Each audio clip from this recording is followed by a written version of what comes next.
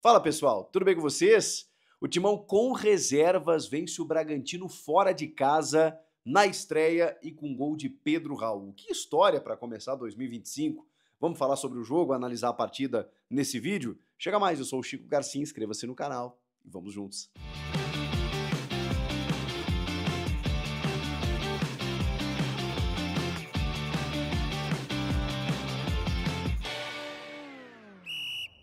Bom, pessoal, vamos falar sobre essa vitória do Corinthians, que até não começou bem, né? Começou sofrendo um gol numa falha defensiva ali do lateral Hugo, especialmente. Cabeçada do Lucas Evangelista, no cantinho. O Matheus Donelli, que foi o escolhido para ser o goleiro, um time reserva, descaracterizado. Até fazia boas defesas até esse momento, mas ali o Corinthians tomava aquele gol que, enfim, deixava atrás no placar e o Corinthians precisava recuperar as rédeas da partida, mesmo sem um entrosamento devido, na medida em que o Ramon Dias mesclou muita gente, usou um time completamente descaracterizado. A gente já sabia que o Breno Bidon no Sul-Americano Sub-20 não estaria, que o Rodrigo Garro seria preservado nas primeiras rodadas, que o Igor Coronado, talvez como um substituto do Garro, né, sendo um titular nesse primeiro momento, já que ele resolveu preservar os titulares, também não estaria, e depois veio a informação de que ele teve um quadro de virose, então talvez ele jogue no próximo domingo. Com isso, a escalação do Ramon ela foi diferente daquela que eu imaginava, até mesmo dentro de uma formação tática. Foi um time mais móvel, assim, porque ele opta por volantes do meio para frente, né? Bom, vamos começar do gol, né? O Matheus Donelli, o Léo Maná recebendo mais oportunidades esse ano, a gente sabia que isso ia acontecer. Na direita, na esquerda, o Hugo, que tem fragilidades tremendas, né? Mas o Diego Palacios, por exemplo, estava no banco de reservas, e aos pouquinhos ele vai ser utilizado e a gente vai entender o que esperar do equatoriano, enquanto que o Matheus Bidu é titular absoluto. Então, o Hugo acaba sendo um terceiro reserva, né? Um segundo reserva, um terceiro jogador da posição. Hoje jogou. E aí, do meio para frente, você tem, pelo menos ele escalou, né? O José Martínez, o Charles, o Alex Santana, 3 volantes, e depois 3 atacantes, o Thales Magno, o Romero e o Héctor Hernandes. Essa foi a escalação inicial do Ramon Dias. O Thales, quando você coloca 3 volantes, 3 atacantes, você cria uma falta de conexão ali no meio. Quem é o jogador que faz o engante, como a gente chama dos argentinos, né, entre o meio e o ataque? O Garro faz isso brilhantemente. O Coronado tem a mesma característica, ou uma característica próxima. É um condutor de bola que consegue administrar o jogo e circular ali por dentro. Quando você tem 3 volantes e 3 atacantes, é natural que fique esse buraco. O que o Thales Magno fez? Como ele tem essa característica, ele começou a buscar o jogo por dentro também em alguns momentos. Rapidamente, ele teve que se comprometer taticamente com as subidas do Hurtado pelo lado direito. E aí ele teve que ser deslocado nesse sentido. Eu gosto mais do Thales pela beirada. Não gosto ele tanto por dentro. Ele tem qualidade técnica, ele distribui o jogo, ele sabe conduzir a bola e tudo mais. Mas acho que não é o melhor do Thales Magno. E na ausência do Rodrigo Garro e do Igor Coronado, ficou difícil você entender quem poderia fazer essa função. Depois de um primeiro tempo ruim do Corinthians, o Corinthians até reage, digamos assim, né? O Bragantino começa melhor nos primeiros minutos, consegue o seu gol, depois o Corinthians aos pouquinhos vai se encontrando no jogo, mas não o suficiente, né? Até conseguiria um empate num pênalti sofrido pelo Romero num carrinho do Juninho Capixaba, que a bola, né, tá cruzando a linha, né, o Romero tá cruzando a linha da grande área, provavelmente, né, dentro da área, o VAR confirmaria, não fosse um impedimento na origem, um lance difícil também. Mas ali o Corinthians já teria gerado o seu empate, não gerou. Embora tenha ficado com a bola, tenha buscado algumas coisas, o primeiro tempo foi um pouco abaixo. No segundo melhorou, mas também pelas trocas do Ramon, né? O Ramon começou a botar mais qualidade no jogo. O Héctor Hernandes, por exemplo, o espanhol, que eu até tenho alguma expectativa em relação a ele, foi uma figura nula no primeiro tempo.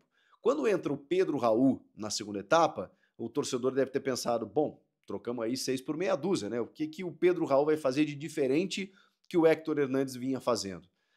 Ele fez. Ele fez o gol da vitória e garantiu os 3 pontos para o Corinthians.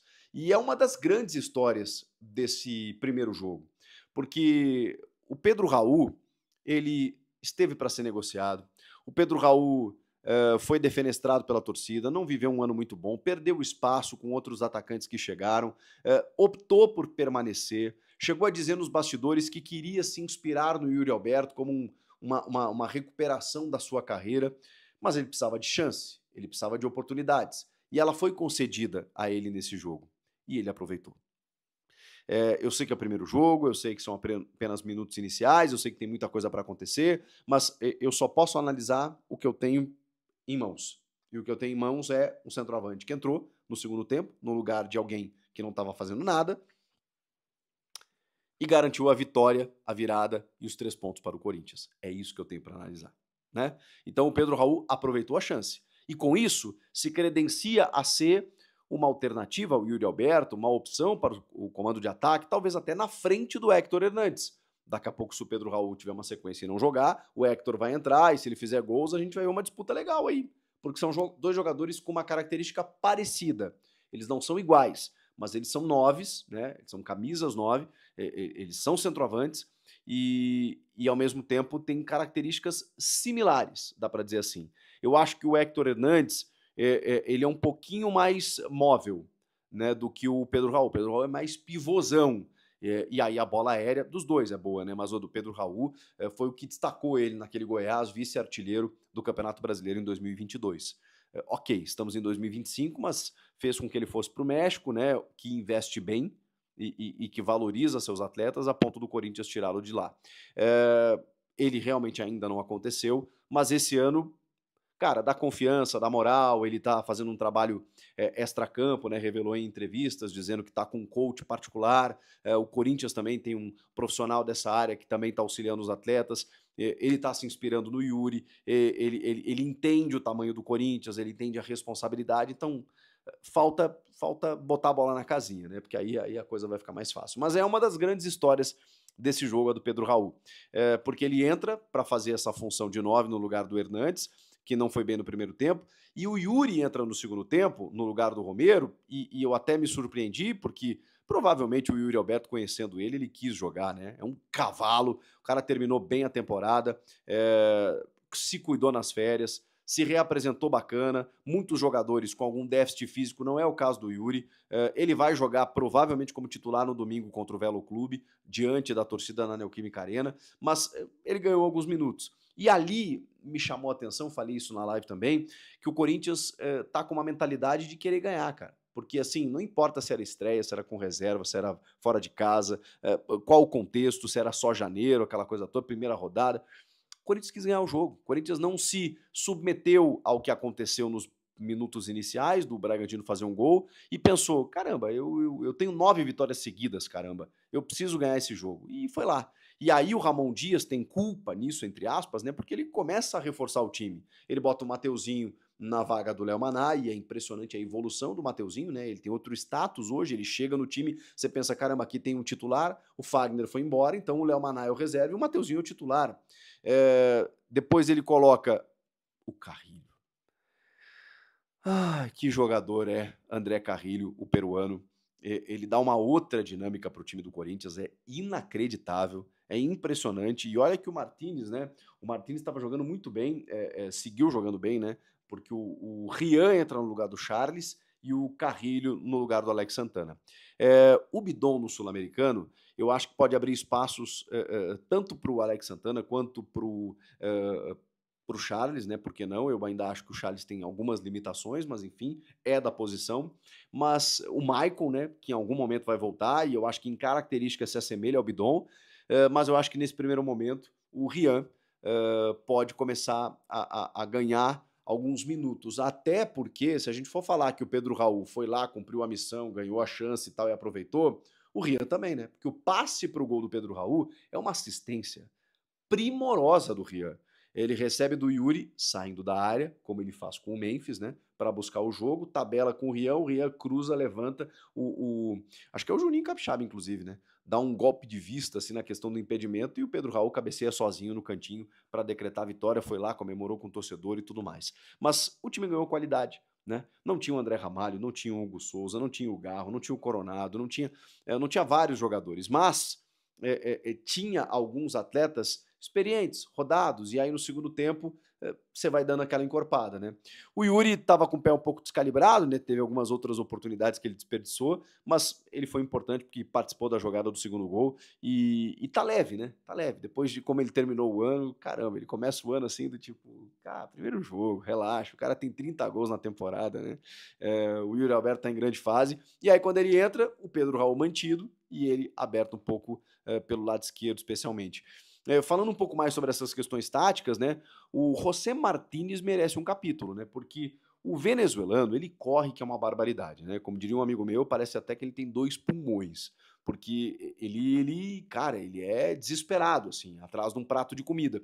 E ele oscila, né, às vezes ele dá uma desligada no jogo, em alguns jogos que eu assisti dele, em outros ele joga uma barbaridade. Ele é esse cara, ele é esse cara que em algum momento do jogo foi deslocado para a ponta direita, para ser um pouco mais agressivo, para fazer uma dobradinha com o Mateuzinho e tudo mais, segundo o Ramon e o Emiliano, uma questão circunstancial.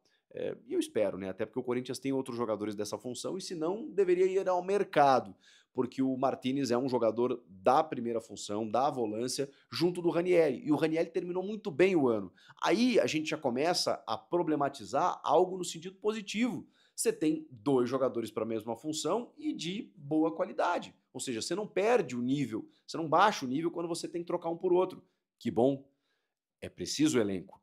Essas primeiras rodadas com preservações, elas provavelmente estão pensando no clássico, ou nos clássicos que vem por aí. Depois dos clássicos começa a fase de mata e vem decisões e, cara, e aí não para mais. E aí tem pré-libertadores, fases eliminatórias, jogo para Venezuela, loucura. Então, você precisa de elenco. E o Martínez correspondeu hoje, jogou muito bem, assim como a movimentação que o time teve no segundo tempo, com a entrada do Carrilho, com o Yuri Alberto, enfim, né, sempre sendo participativo, e o gol do Pedro Raul. Não dá para tirar de contexto que o Pedro Raul fez o gol da vitória, o gol da virada e o gol que arranca 2025 de uma forma extremamente positiva. Tem muito para acontecer. Foi só a primeira demonstração, mas vamos lá. A gente está falando de uma vitória de virada contra um time da Série A do Campeonato Brasileiro, na casa dos caras, depois de 10 dias de pré-temporada. Então, assim, o saldo é extremamente positivo. É extremamente positivo. Eu posso aqui destacar que o Hugo foi mal defensivamente. Quem mais? Que o Léo Maná, talvez, né, um pouco inseguro ainda, não teve, né, aquela demonstração de luxo para a gente entender que ele disputaria a posição com o Mateuzinho. Tô falando das laterais, né? Problema crônico. Cara, o Corinthians venceu um adversário que não é fácil de vencer, embora eu esteja preocupado com o Bragantino, acho que o Bragantino caiu demais, assim, né, do ano passado para cá, mas assim, não é fácil ganhar do Bragantino e lá em Bragança Paulista. E agora tem domingo na Neoquímica Arena o reencontro com a torcida, porque o Corinthians não pode nem pensar na hipótese de não se classificar para a fase de mata como aconteceu no ano passado. Tem condições para isso, e é bom, né? Começar vencendo, começar pontuando, para chegar nos clássicos ali não depender de vitórias contra adversários mais difíceis. Mas assim, do jeito que o Corinthians está encaixado, hoje a gente viu um time completamente reserva, com algumas mexidas, né? 4 mexidas no segundo tempo.